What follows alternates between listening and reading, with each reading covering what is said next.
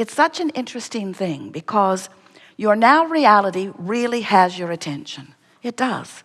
We were watching Jerry and Esther this week. They moved into their new house in San Antonio after 5 years of construction, very slow moving construction. And they've been perfectly happy with the slow moving construction because they've never been there anyway, hardly. And so, but finally, Jerry says, let's get this done. So they set a move-in date, and in they moved. And as Esther is walking around, she is just knocked over at the beauty of the place. It is everything that they have been dreaming about, and it is the combination of all the little things they've been picking and choosing and picking and choosing and picking and choosing. But to see it all assembled is sort of like what it must be like for you when you finally let go of your resistance and go into your vortex and find everything that you've been asking for there all at once. So they walked in and oohed and awed. Esther said it was a jaw-dropping experience and took 4 days to get her mouth shut because it was really, really amazing. But they were assigned by someone in charge of this last construction to give a punch list. And so Esther is walking around with her tape recorder looking for things to put on the list that they can tend to in the 5 months that they will now be away.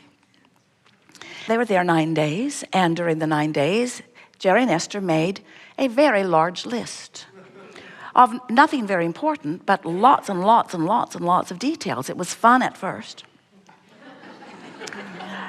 And then Esther started noticing, somebody knocked a ladder through one of the shoji doors. That bothered her. And someone had knocked a hole over here. In other words, construction things are sort of hard on things. And Esther said to Jerry, our house is old and we haven't moved in yet.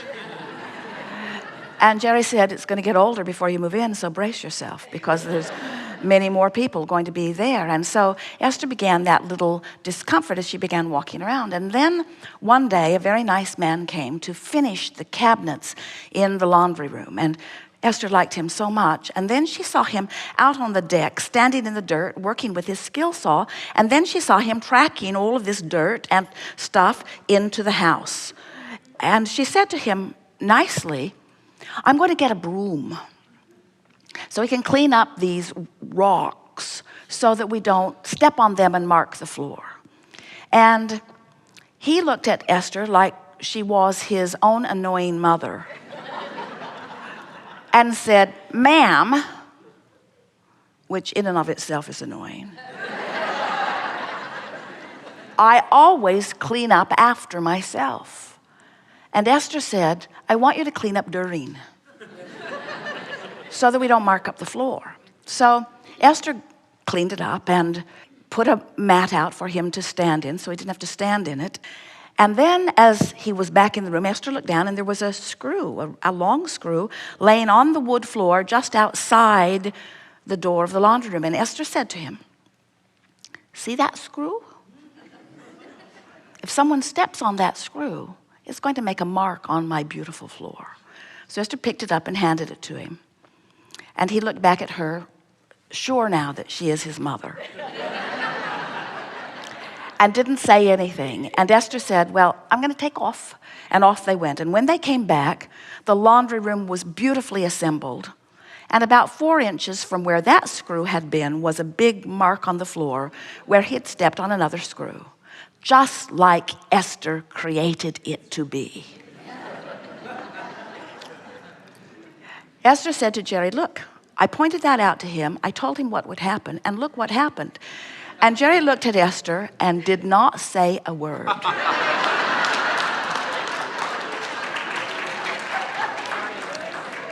However, Esther can read his mind, so he was still in trouble. At which point Esther said, I hate law of attraction. I was happier before I knew that I am the creator of my own reality. It could not have been a better creation. But wait, it gets better. Then the furniture company came, delivering some beautiful furniture that they've picked out from California. We're reaching for the best way to break this to you easily. So the nice men bring the big, beautiful console table in, And it's all wrapped up, just like they promised it would be when they said they would deliver it. Wrapped up with foam and cardboard and shrink wrap. You couldn't even see the table. And it was upside down on a dolly, a long dolly. So in they wheeled it, and they carefully cut it with Esther hovering, saying, "It's really shiny. Watch that blade. Be careful with my table. It's one of a kind. I wouldn't want anything to happen to it." So they trimmed it and trimmed it and trimmed it and exposed it, and it is the most beautiful table Esther has ever seen, except it was upside down. And when they turned it over, the top came off the base crashed to the floor, made a big hole in the floor, and broke the table.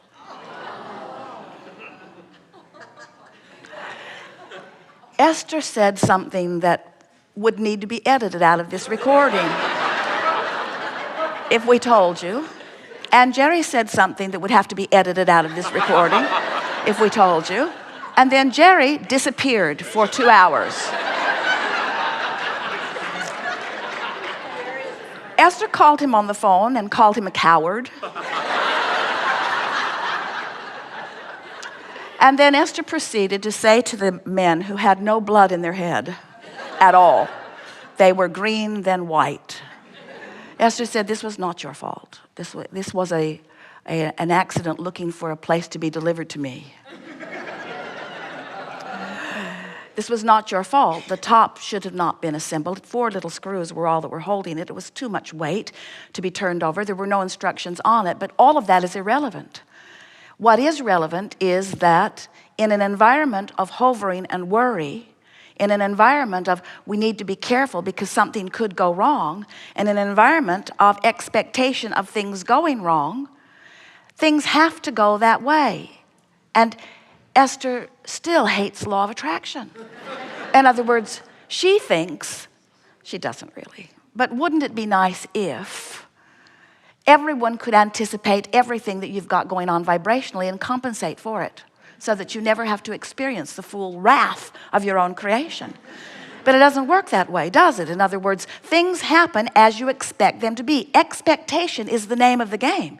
In other words, now Esther is right when she says, I wouldn't expect things to go wrong if things didn't go wrong.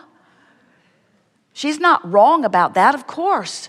Sloppy people, uncareful people, people that don't know better, train you into your vibrational patterns. But that's really beside the point, because you cannot control all of those uncontrollable things. You can't get out ahead of everyone that's involved with you and teach them the way that you want them to behave so that you don't have to clean up your vibration. You've got to clean up your vibration.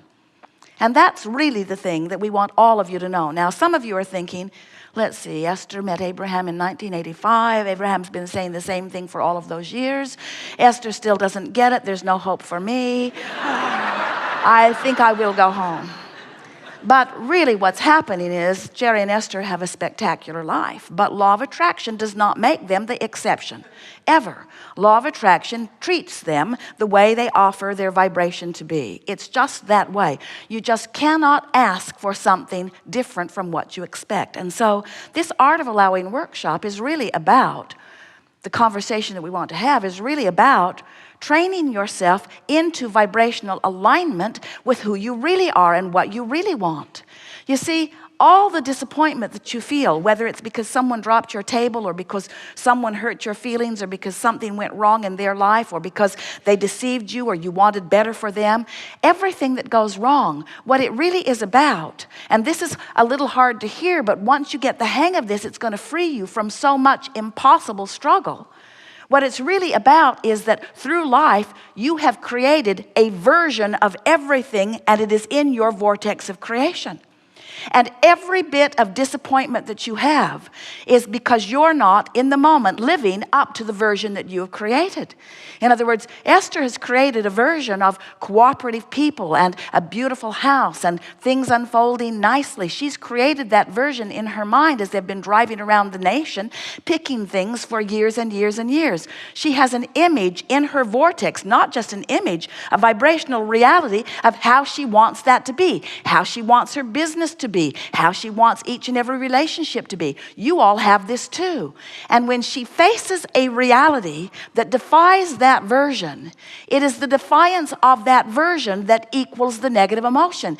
Esther is not upset because the table is broken. Now you all gasp, because you think that that's what it is about. Esther would have thought that that is what it is about. Don't want a broken table, got a broken table, that's why I'm upset. But it isn't for that reason. The upset is because she was not and is not a current vibrational match to the version of her life that she has put into her vortex. So now Esther could play that back. All right, Abraham, my table was just dropped. It was pretty for a minute. My table was just dropped, and there's a perfect table in my vortex. Is that what you're saying? How do I reconcile the broken table with the table that's in the vortex? By understanding that you never get it done and you can't get it wrong. By understanding that the discord is not because the table is broken. Now that's hard to hear. The discord is because in this moment that you are looking at the broken table, you are not living up to the version of your life. It's not a broken table. It's a feeling of out of controlness. It's not a broken table. It's about not getting to be home, but only for 9 days before I'm taking off. It's not about a broken table. It's about trying to do too much in too short of time. It's not about a broken table. Are you hearing what we're getting at? It's about not living up to the version that is in your vortex.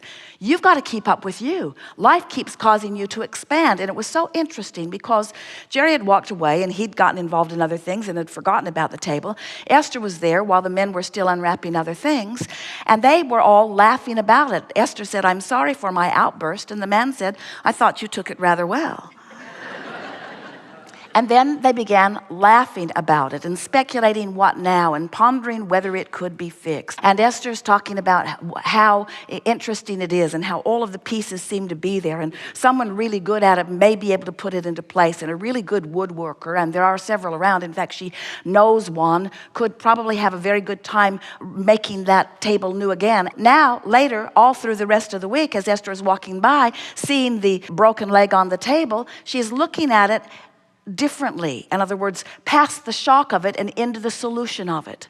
And that's really what we want to come around to fast. Of course, you're going to take a hit when things don't go the way you want them to, but the thing that you want to remember is that the only reason that anything ever feels bad is because there is a version of everything that you have been involved in, including you, the creator of you, involved with your money, you involved with your lovers, you involved with your relationships of all kind, you involved with your work, you involved with every aspect of life. There is a version of that that is offering a very powerful vibration, and when you don't resonate in alignment with it, you feel the discord of it, period. It's never about a table broken. It's only, always, only, always, only, always, ever, always, only, ever, always. It is always, always, always, always, always, always, always about your vibrational relationship with who you are, period. That's all. That's all.